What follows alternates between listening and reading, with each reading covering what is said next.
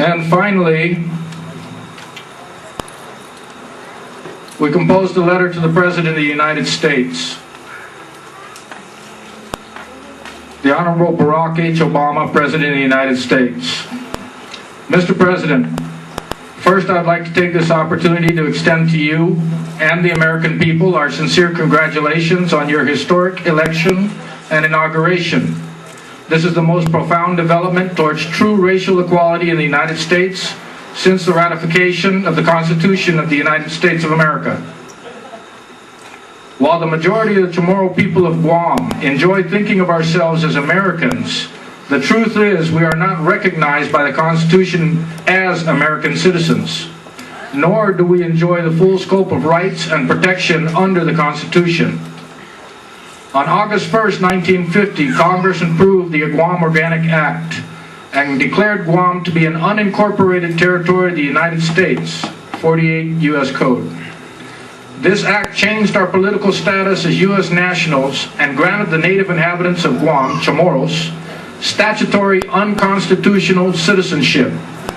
This act is also a direct violation of the obligations of the United States under the Charter of the United Nations, and thus a violation of Article 6 of the Constitution of the United States of America.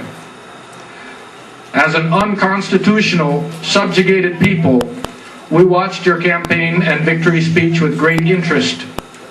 Your promise to right the wrongs and your motto of "Yes, we can" has left us with something we have not dared to feel for many years: hope.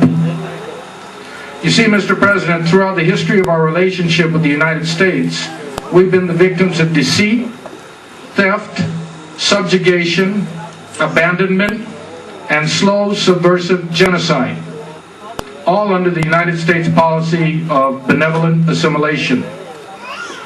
Towards my key to explain.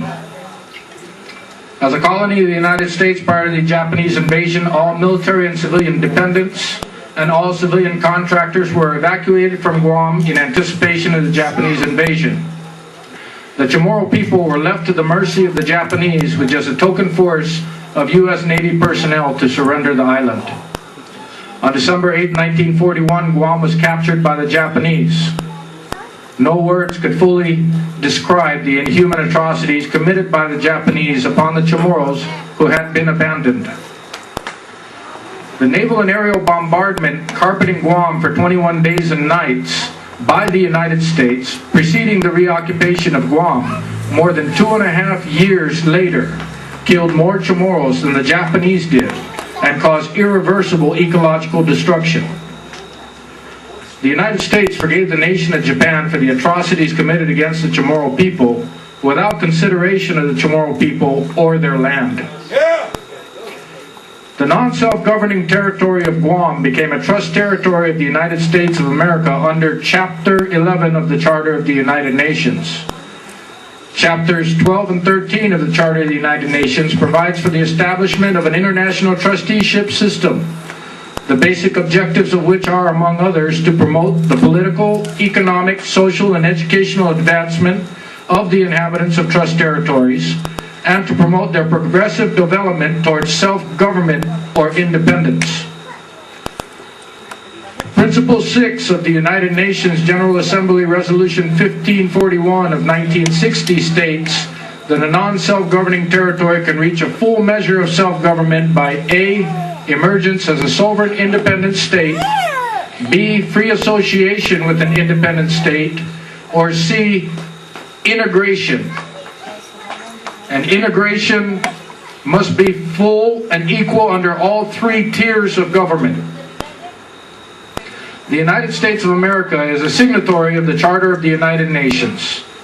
On August 1st, 1950, the Guam Organic Act was approved by Congress. This act was written by the Department of the Navy without any input or approval from the Chamorro people of Guam. The Chamorro people do not enjoy full equal rights and protection as constitutional citizens of the United States under the Organic Act of Guam. The Chamorro people of Guam have had over 1/3 of their island unconstitutionally condemned by the United States.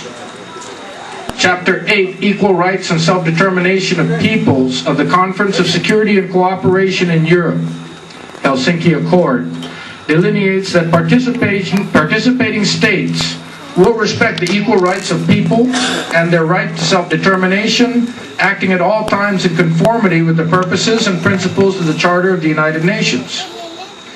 The United States of America is a signatory of the Helsinki Accord. The Chamorro people of Guam have been exposed to radiation fallout from atomic bomb tests conducted by the United States. The Chamorro people of Guam were exposed to DDT for over 2 decades by the United States. The United States military's use, storage, and disposal of hazardous materials, toxins, and contaminants within Guam without the free, prior, and informed consent of the Chamorro people since World War II, including Agent Orange, Agent Purple, dioxins, heavy metals, and PCBs, continue to negatively affect Guam's people and land. And the effect of these hazardous materials, toxics, and contaminants within Guam remain undocumented, untreated, and unmitigated. The incidences of cancer in the Chamorro people of Guam are far out of proportion to the incidences in non-contaminated areas, and nasopharyngeal cancer incidences far outweigh all other cancer incidences in Guam.